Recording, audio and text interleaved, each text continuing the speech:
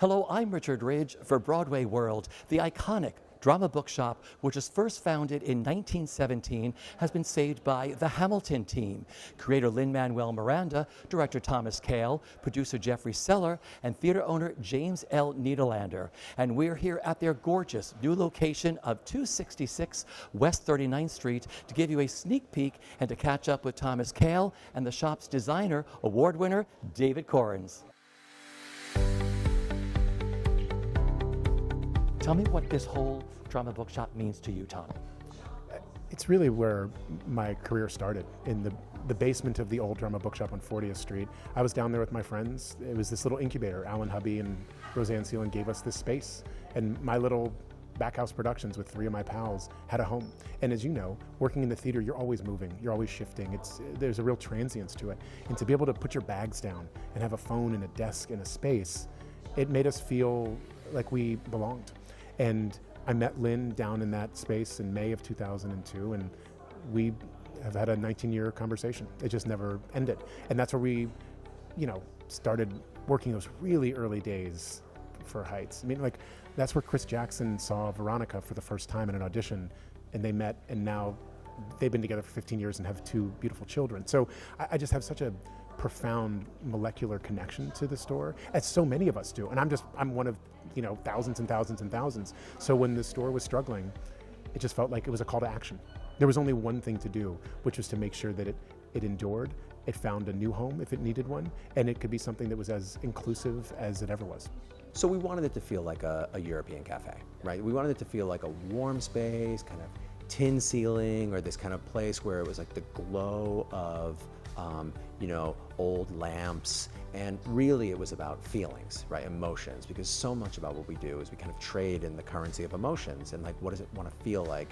And so the warm woods, the green carpet, I just always have these vivid moments in my mind, these memories of going to a bookshop and sitting down on a rug, right? What would it be if we found a lot of great old furniture to sit and have these conversations, but wouldn't it be great to foster a place where you could sit on the floor and thumb through a book? And so we wanted to make that kind of wrap our arms around the community. And so it's about warmth, community, welcoming. And my hope and dream is that, the future Tommy Kail and Lin-Manuel Miranda find their way in here and create the way that those guys did. When I first got to New York, it was still on 47th Street for just a little while, so on that second floor. So I remember walking in and the radiators were hissing and a little bit hot, and it was just the temperature was always a little out of control there, and I thought it was heaven. I was like, does everybody know that this is here? And everyone looked at me and said, yes, it's not just you. And then I first went to the location on 40th Street when it was just being built, because they gave us a tour, because they walked us downstairs. This is probably in July of 2001. And the construction workers were there, and they went downstairs to the basement with us, and they said, this little white room, do you think it can be a black box?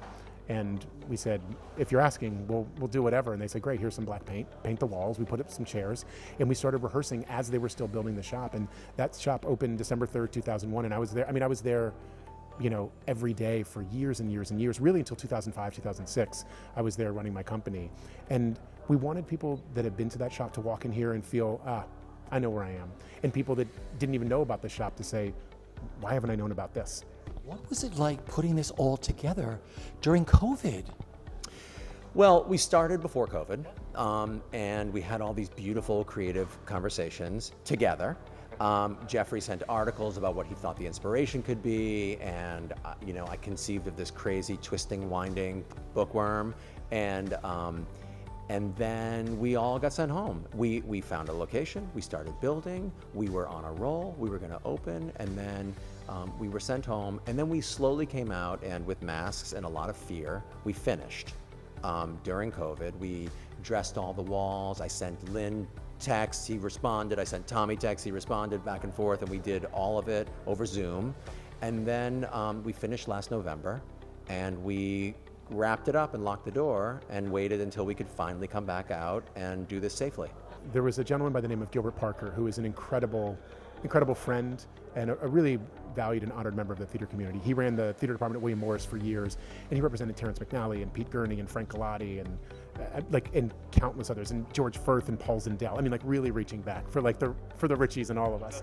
And so Gilbert and I were introduced on December 3rd, 2001 at the opening of the Old Drama Bookshop.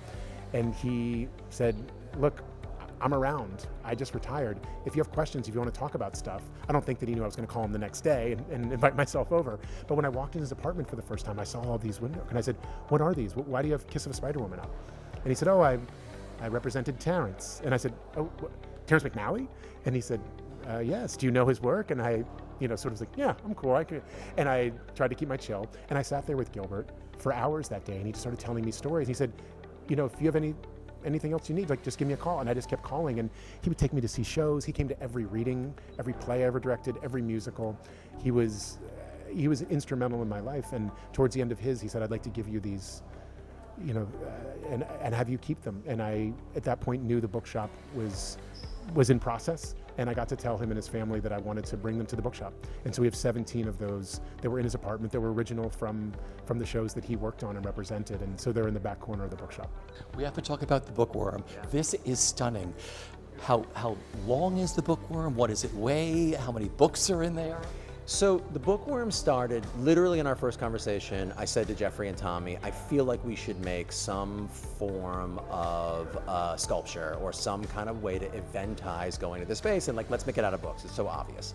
I said, I have no idea what this means, but let's make a thing that twists and winds around the room and up and down and around the stacks. And Tommy said, if we're going to do that, we should make a real decisive kind of story moment about it. And what would happen if we made it a timeline of theater history? So it's a timeline of theater history. It's about 2,500 books, 140 feet long. It weighs 3,500 pounds, and it spans over 2,500 years of theater history, starting way back as it breaks through the wall, with the ancient Greek, and it ends up right over here, dives into this platform behind me, in 2020 where we stopped. It's built and engineered by Hudson Scenic, the same scene shop that builds Hamilton, so we know a guy. And builds Broadway, right? Yeah, and builds Broadway. And they, it's one of these things, like in a meeting with Tommy and Jeffrey and Lynn, you kind of put something on paper and say, well, that'll be really cool. Let's see if we can pull it off. And here we are. And Tommy said to me this morning, geez, it's way better than we thought it would turn out. You have these conversations, you scribble on the back of a napkin or an envelope, and then you see a drawing, and then you see a rendering, and then you walk in, and there it is. Hours and hours to put it together, hours to think about it. And now I think it also gives this bookshop something that feels like it's a piece of art within all of these works of art. And so I think it's to David's great credit to have that be included in this, and also to make the comfiest place you can imagine to come and discover, to pull down that book off a shelf that you never heard about, but someone mentioned to you just as you walked in, and you want to plop down for an hour. Great, have a cup of coffee and do that. And I feel like that's what David's made here. I love that it starts with the Greeks in the back, when it breaks through the wall, and it ends here now, up here with this beautiful piece. Absolutely, no, and I think that's for us something that also felt like it was a way to have a metaphoric representation of what we're all doing, which is taking what came before us, evolving it, thinking about it, considering it, and we're in constant dialogue with it. None of us that are making theater can do so if there wasn't Aeschylus. None of us can do anything we're doing if there wasn't every theater maker who has come before us. So it's a way to acknowledge and say, we know you were there, and we're here, and we won't forget you. I don't feel the same way about sets, right? Sets, I'm like, oh, I know the actors are going to make it come to life, but I want it to stay this pristine and magical. This place is the inverse. I cannot wait for people to come in here and mess it up and ding it up and live in it and charge their cell phones and don't stain anything with coffee, but do their thing, because then we're going to learn so much more, and we're going to start writing the next stories, right? And to me, I can't wait.